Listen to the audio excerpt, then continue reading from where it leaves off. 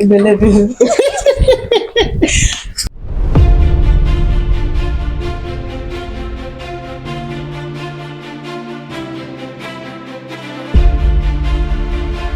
Everyone, welcome to my channel. This is Princess Nessie.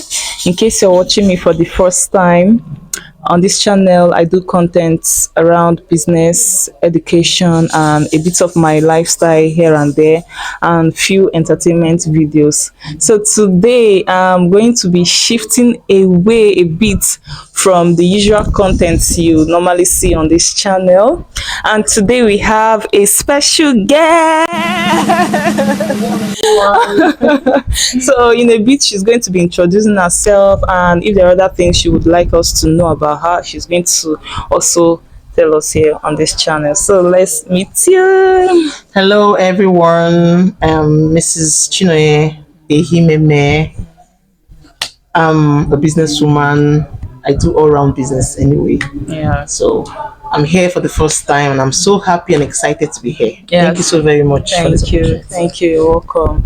So today we're going to be talking about some interesting topics. Like you've seen the caption, you already know what this video is all about, but we are going to be talking about this topic.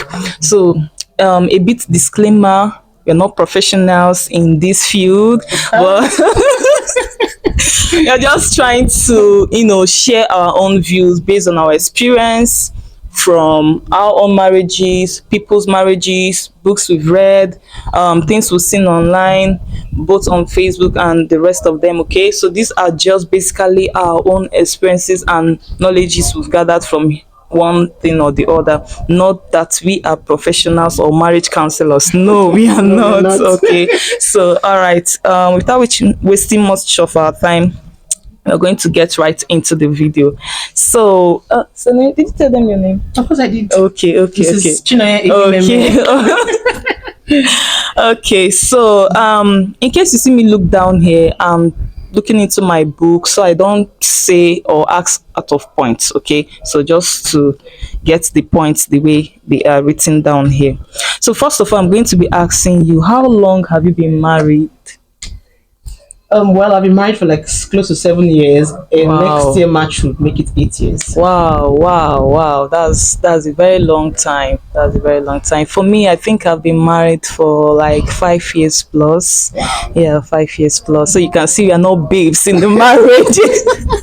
We are not babes. Okay, we didn't just get married yesterday. So you won't be like, who are these ones giving us this advice when they just married yesterday or yesterday night? No. So we've been in this marriage game for a very long time. Me 5 years plus, and she's 7 years to 8 years plus. Wow, that's a very long time in marriage. I know people who get married and the next 3 months they divorce, or the next 1 year or 2 years they divorce, but we are still here and counting. So guys, take everything we're going to share here very seriously. Okay, they're going to help you in one way or the other. So the next question is going to be, with your experience so far, would you still encourage people to get married?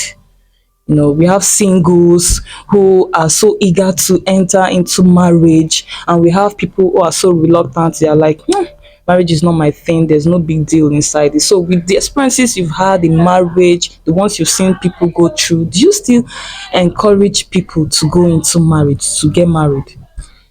Well, from my own experience, I would say yes, because I got married like early, and at the time I got married, I was still in school, and also I had to balance both school and marriage at the same time. But it came out well.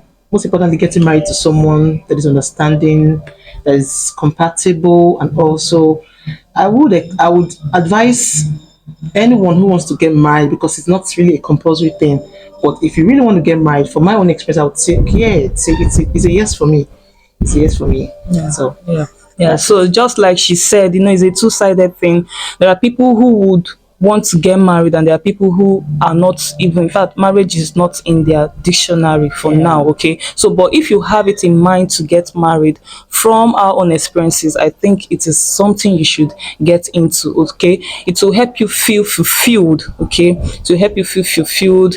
At least when you get into marriage, you now have two good heads, not bad heads. You now have two good heads, and there are sometimes some ideas will come into you, and this one will bring his own, you too you bring your own. When you put it together, you see that you people have achieved something huge, something great. Okay, just more than when you're just there alone trying to crack your brain towards one thing or the other. Okay, in terms of making investment, doing one thing or the other, this person can bring his money, the other person can bring her money, and you join it together, and you see you achieve that huge investment. So for me, I think is a yes, yes, yes to get into marriage if you have marriage in mind. So that's a good one. That's a good one.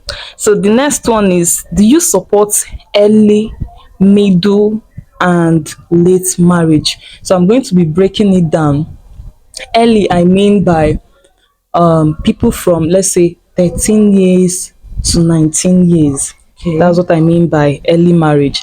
Then middle marriage, people from 19 years to 25, 25, 30. Is 30 Okay. still middle marriage? No. Okay, let's say 19 years to 25, 25, yeah. 25 years.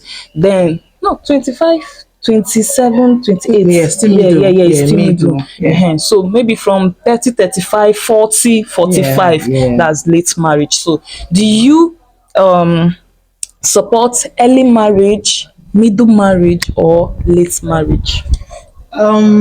Basically, I'll talk from my own experience. Mine fell into the middle marriage. So I would say I wouldn't advise anyone to rush into it, but I would say middle marriage is fair enough because of a lot of things attached to it.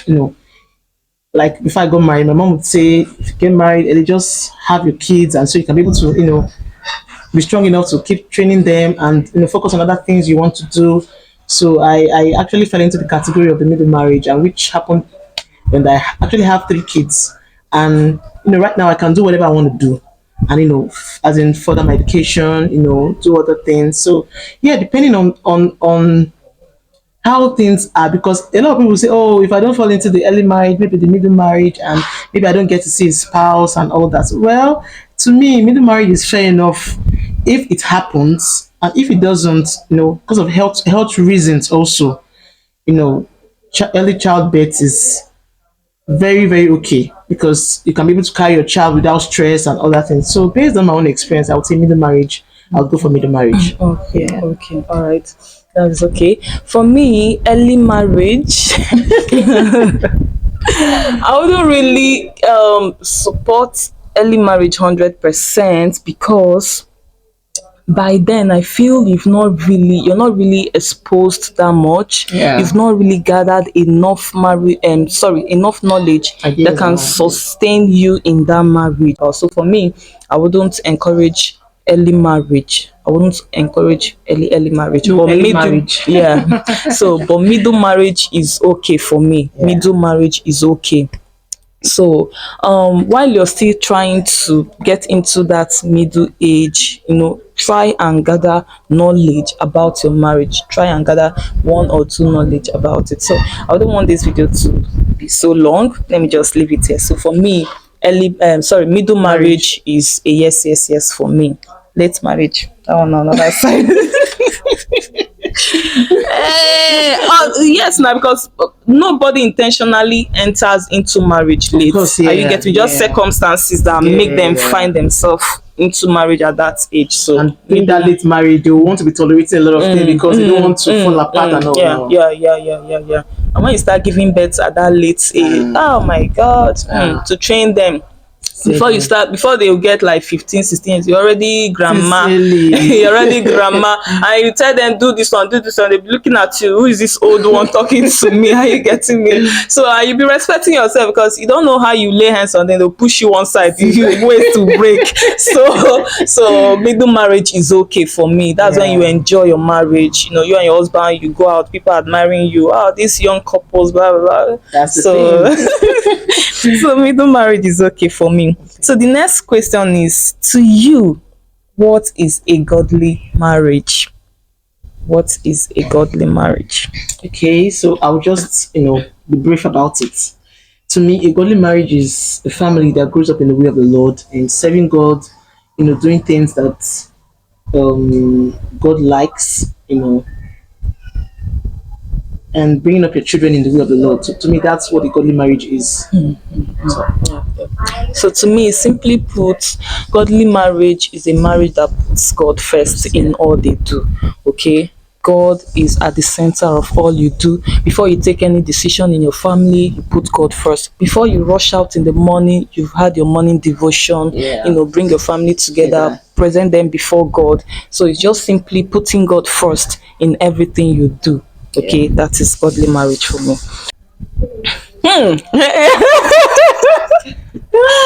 Hey, this topic is very hot. It is very hot. Like, oh my god. I know people won't support. People will not go with it, but the truth has to be told. I'm sure you're beginning to wonder, what's this topic? What's this topic they want to say? It's very difficult discussing it in. That was why I asked, what is godly marriage? For you to know that this question to come out, I want us to treat it in a godly marriage. How do people treat this topic in a godly marriage? I'm not talking about the secular marriage and all that. So oh my god. So all right, the question, this is the hot question now. Do you support sex before or after marriage? I don't think everyone knows this answer, but the truth has to be told. Yeah. It's a no for me. Sex before marriage is a very big no for me. There are other things attached to it, because I don't think you'll be trying to test one man or one woman or the other to find the perfect match. So to me, it's a straightforward answer. It's a no for me. Okay, I want to ask, what about there are some people, some men who they are also God, they are so godly, they are also godly men. Okay. Do you get? They believe in God, they go to church, they serve God in truth and in spirit. Okay, but there are some of them that they so believe that they will have to get a woman pregnant first before going into marriage, because they want to avoid this issue of getting into marriage, you now discover that the man is impotent, or the woman is impotent, or the woman is barren. Okay, so they want to avoid all those kind of things. So for them, they want to first of all get that woman pregnant before they go into that marriage. So like, for people like that, how do you advise them? Because that's why we have a lot of women bringing in kids that are not theirs, because of the idea of having sex before marriage. When you feel your wife is pregnant, you feel, oh yeah, and I'm not your father, and at the end of it all, you find out that you're not the father of the child. And also, to me, I would say it's a no, because why we said godly marriage, because God has to come first. So yeah, because if God comes first, every other thing follows. You don't need to think about having a child, or you being impotent and all. Yeah, challenges will come, but in all these things, you are more than victorious. So I don't think you should be thinking about the negative while getting married. Always think about the positive, because a lot of, I don't blame some women, because a lot of men will want to put pressure and say, no, I must taste the soup I want to eat before coming in. Yeah, what if you taste the soup and the soup is soured or something? Just because of that, you're saying no to that person. And also, to me, I just feel it's a no for me, because a lot of things have been attached to it. And once you start doing that before marriage, it might not just be only you sleeping with just the spouse. You'll be sleeping with somebody else, because you feel, oh, I'm not married, I can just keep testing. So to feel just keeping yourself firm and say, oh, this is what I want. Of course the good person will come, even the person that will love you for who you are, even when that kind of challenge comes. Because you have a godly person, you will know how to face that kind of thing. So even the Bible said that no woman is barren. So don't expect that when you get into your marriage that you won't be fruitful. Of course, challenges will come. I know a lot of delays, and I've heard a lot of testimonies from a lot of people. So to me, no sex before marriage. Okay, to add to what she has said, I think there's a place in the Bible that says, "Keep the marriage holy and the bed undefiled." I think Yeah, something yeah, like that. yeah, yeah. So please, if you know that scripture, put it in the comment section. Okay. So for me, it's a no, no, no, no. It's a no, no, no, no. Don't be surprised that we are asking this. See, let me shock you. There are still sisters and brothers in your same church who believe that a guy should be tested, a girl should be tested before going. Yes, I'm that's talking out it. of experience. Yeah, that's You see, true. before I got married, before I don't want to call No, that names, would be- but yes, I had a sister who came and told a fellow sister, because it was the other sister that was now telling me that, see what this sister said, though, that this guy she wants to marry, have you tested him to know if this thing is working? Have you tested him to Can you imagine? yes. So it happens inside the church. So the advice I will give you, so for someone who wants to be really sure if the man is potent, if the lady is fertile, the advice I will give you is to go to the hospital. There are tests you can run, okay? There are tests you can run that will show if the man is potent or not. There are tests the lady can run to show if the lady is fertile or not. Before me and my husband got married, my church, we had to go into those series of tests. They told us to go to the medicals and run those tests. We did potency tests, he checked his own, I checked mine. We did pregnancy tests, just for the church to be sure that you people are not pregnant. She's not pregnant before getting into marriage. We checked HIV test, we checked sickle cell test, all those little tests, that genotype test, Yeah, and of all course, those yeah. things. So you do those things. If you're scared, you don't know if this person is AA or AS or SS, you can just go to the hospital, run the test. You don't know if this person is fertile, you don't know if this person is potent or impotent. You can go to the hospital and run all those tests, okay? So these are the things, there are ways to solving these issues, rather than taking the laws into your hands and say, I must test you to know if you're this or that. Before Yeah. God, it is wrong, okay? It is wrong. Biblically, it is not acceptable, okay? So this is for godly marriage, and even those who would also want to come into the godly marriage, this is for you as well. So this is another hot another hot question, okay? Another hot question. Is sex something to be discussed in marriage? Example, let me break it down. Let's say the man is not satisfying the lady the way she wants. This is something most people don't open up to. You get? The man is not satisfying the lady, or the lady is not satisfying the man. Is this something to be discussed in the marriage, or they should just sort out themselves individually? So I would like to know.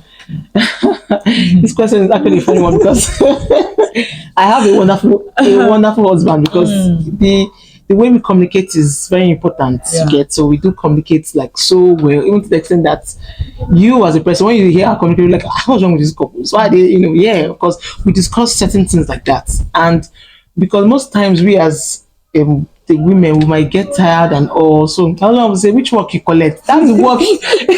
That's the main work. So the whole thing, I just feel communication matters. It's not everything that you say. To me, I discuss every single thing with him when it comes to this marriage. Of course, it has to be discussed. But if not, you just find yourself slipping away and slipping into somebody else's arms and doing something you're not supposed to do. So I just feel Start it should bringing bad advice. that's and the all thing. So it should be discussed. That's why you guys are husband and wife. So that's what husband and wife. It is not just a name. It is there. If you are married, I don't say anything that is wrong in you telling your partner that I didn't really have it well today. Maybe we'll do it better tomorrow and all. Of course, nobody is an electronic machine. You get, but I just expect that to me, communication matters. And if you have a spouse that you communicate with, of course, why not? It's a go ahead. You could just, discuss it. To me, nothing. So even my husband calls me a shameless person. There's nothing I don't discuss. So yeah, it's a yes for me. You should discuss it. So you see, this will bring me to the reason I asked that question in the beginning. That is marriage something you would advise one to go into? Yeah. Do you get you know, things like this are not what individuals or boyfriend and girlfriend will start discussing. It's for married people. So when you've agreed to come together as couple to, you know, get married and you marry each other, I think your discussion should not be, you know, limited to one thing or the other. You should be open to each other. Be free to discuss anything. If there's anything he's not doing right sexually, open up. Guy, I think if you do it this way or that way to be okay, babe. I feel if you do And it this creates way one or kind of do special bond. yes, Yeah. yes. So it's not. Yeah, it's good to pray. It's good to read Bible, to kabash and all those stuff. For that one.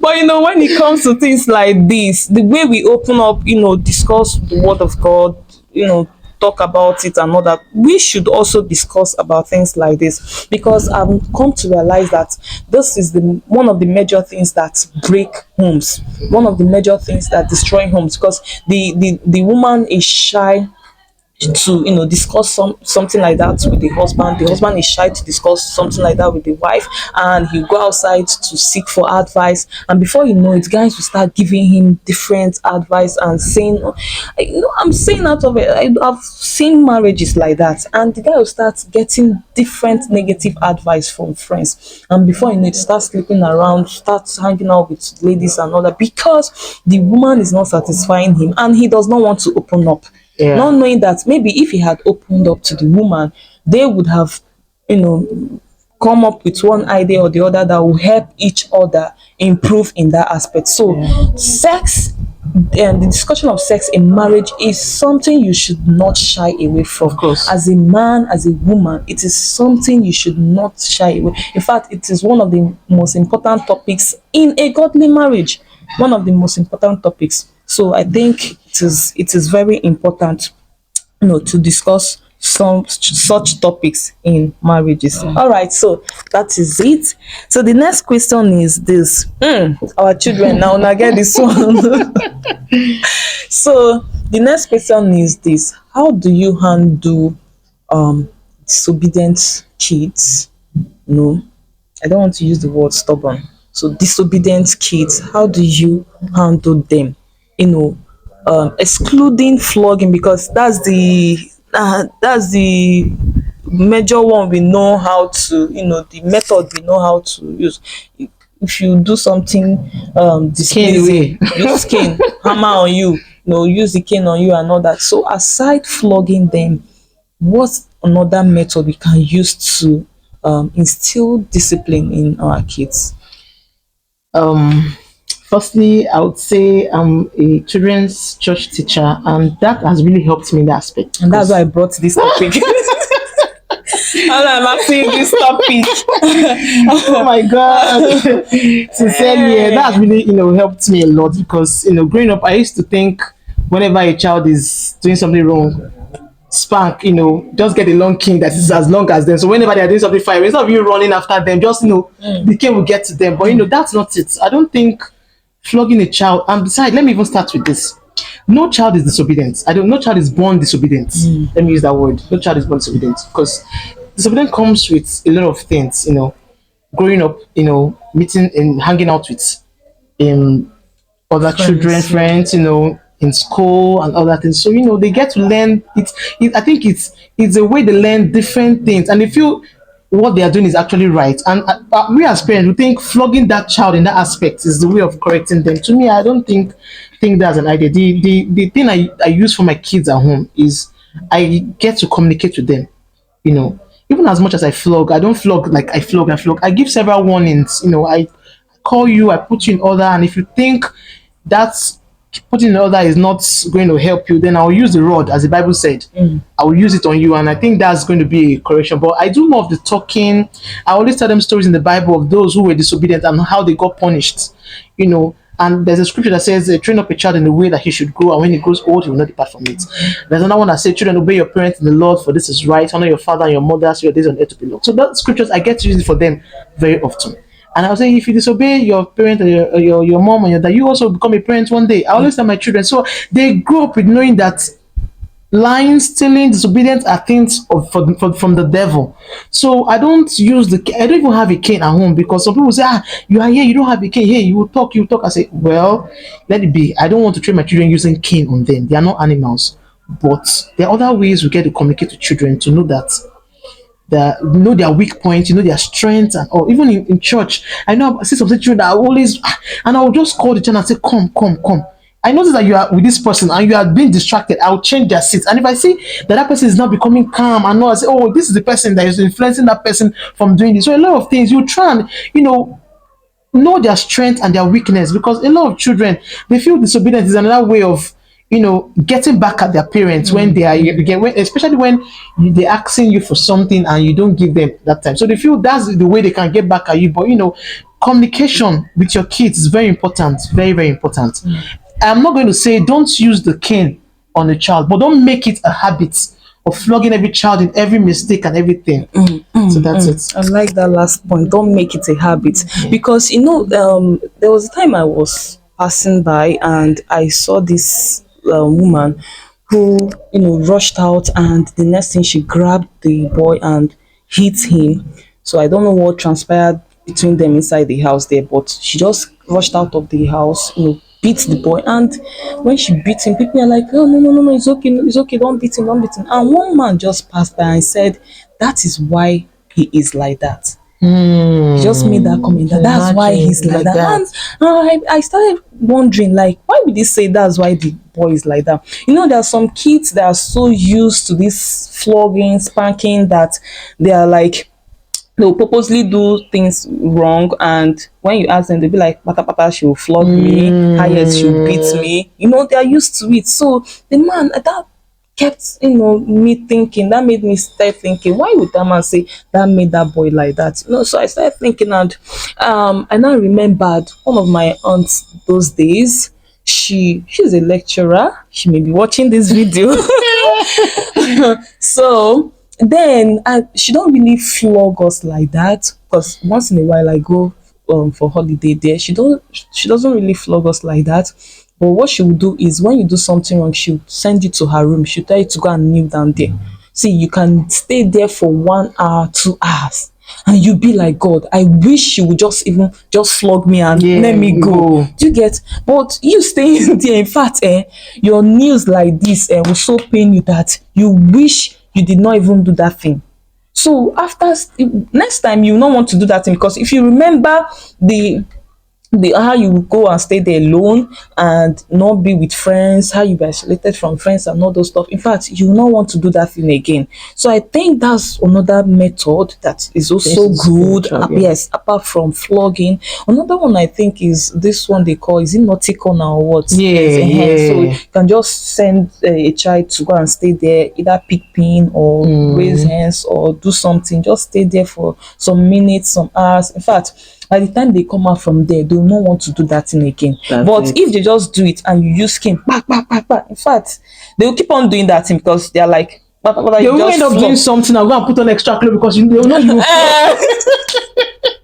I go there in school, guys, boys now wear like 2, 3, 4 knickers, because they know that they are going late. They are going late to school, and they know the next thing is flogging. So they'll just prepare for it. Wear 3 to 5 knickers once they get to the gates. Before you even open your mouth to ask why they are late, they'll show you I'm telling you. So flog. I know it's flogging, flog. So, but when you find another way of disciplining them, I'm sure that they even right there, as they're serving their punishment, they're having a rethink. They're like, God, this thing I did is not good. In fact, I will not do this again. Okay. So, and another one is, like you said, telling them stories in the Bible of people who disobeyed and they got punished and what happened to them and all those. Children love stories. The other day I was telling my boy, I said, it's as if you're watching too much TV. I'll buy storybook for you. And if I buy it and if you don't read, say, Mommy, buy, I'll read. I say, wow. Said in my mind, this boy, 5 years old boy telling me, buy, I'll read storybook.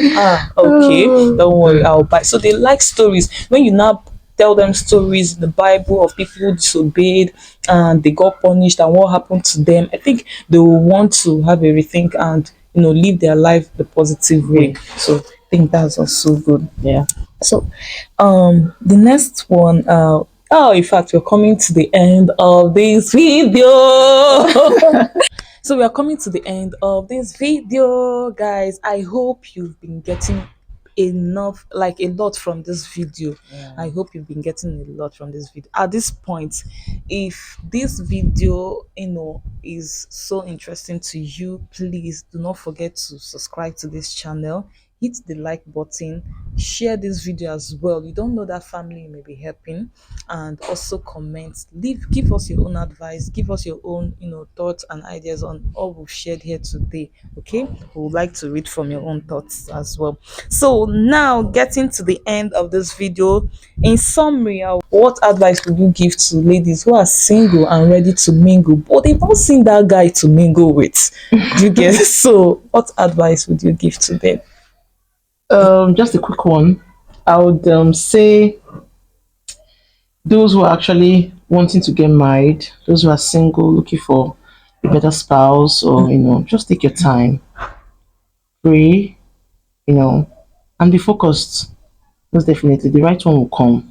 Not by trying to test A, test B, test C. Just be focused and be prayerful. Because I remember the time before I got married, I not like I was going to church. I was actually going for prayers because I wanted to get married. I was going out with my mom, we go for prayers, we go for evangelism, and then I was getting into school. I didn't know God was preparing, everything for me, in pleasant places. So that's how it happened.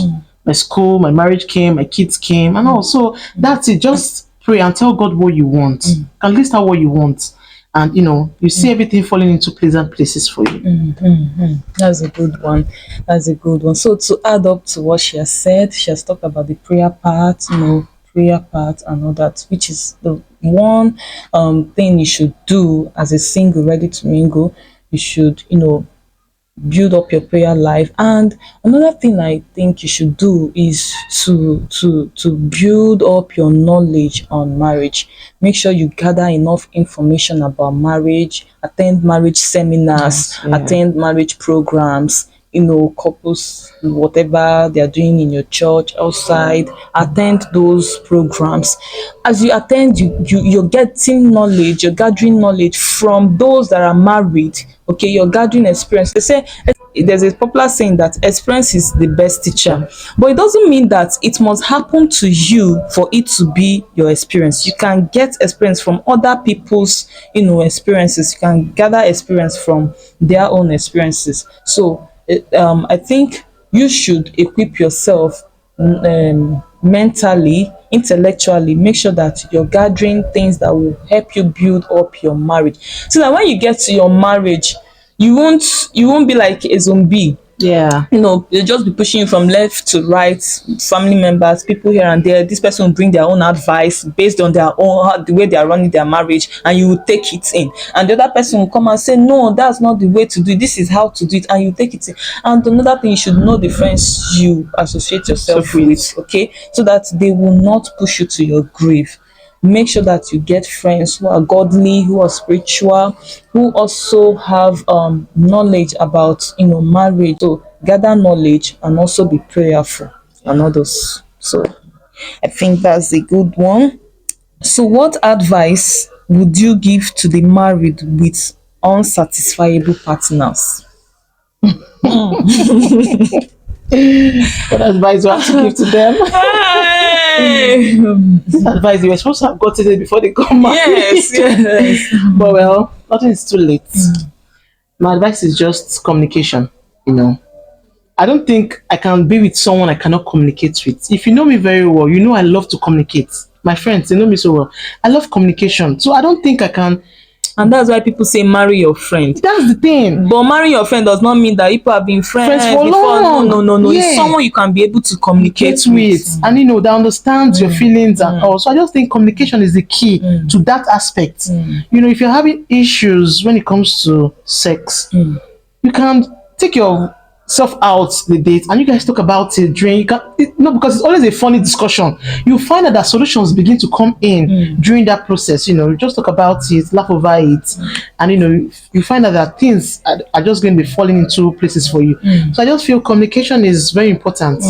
So I don't think if you like pray and fast from now till Jesus comes, that issue on its own will not solve by that prayer and fasting until you do something, as in do something with yourself about it. So I think communication is. I'll go with communication. So I think that's a very good point. Communication is very important, okay? And reading books too, okay? Reading books about sex, marriage, and all those. When I was single, I used to have so many pastor friends, like pastor's wife friends. Friends, I'm, yeah. I'm very close to my pastor's wives. I'm very, very close. And then I used to have this pastor's wife that told me then that she got, in fact, she and her husband, they got married. Sorry, what am I saying? They got married as virgins. Oh, wow. So when they got married, they didn't even know how to go about about their it. sex life and all that. So they started reading books. She was showing me books there in the house. They started reading books. She was telling me that people have this mindset that except you disvirgin yourself, blah blah blah. When you get into marriage, it's very difficult for you to cope and all those stuff. You'll not be able to satisfy the man, blah blah. She said that it was not their own case. That when they got married, that's where this communication comes in. That they started, she and the husband opened them. I'm a virgin, oh. Me too, I'm a virgin, oh. I don't know anything, oh. How are we going to do this thing, no? So they started reading books, started going online, googling, doing their research and all that. That every night before they do it, they'll read. After And then reading, they will start practicing. So do you get? Oh my God. So yes. So communication. for them, Yeah. If you see their kids now, in fact, you would never believe that they never knew anything about sex before they got married. Right. So communication matters, and building your knowledge around these things. You can get books. If you have money to go for marriage counseling, you can also go for marriage counseling. They'll advise people on how to go about it and all those stuff. So you don't necessarily need to start going out sleeping around with women or men to satisfy yourself. It's very, very wrong in the sight of God. It is very, very wrong. Lastly, what advice would you give? I think we've given the advice for uncontrollable kids. Okay, We've given the yeah, advice. yeah. Or should we touch If you it have again? any other thing to contribute to it. So I think we've said everything here. Advice would give to Unconscious. Yeah, I think I would add to this. There was a certain time my other brother came back from the UK and he was, I went out with him. I went out with my kids and I found that my kids when they were just trying to like surprised about some certain things and he was asking me, don't you take them out? I said once in a while, I said, make sure you form a habit of taking them out, expose them to like some certain places, because kids that are always at home, they will not really know what's happening outside. So that really got to me. So the day my husband took the kids out and he was like, they really found it interesting, and they started learning how to behave, compose themselves when they see other children and all. So that will really help too. When kids go out and see their other kids, they will find this composure and do other things because they will not want to get embarrassed, and all. So I think that's another thing. Try to take the kids out, let them have fun and know places and do new things. See the way I'm nodding my head, like the thing is entering.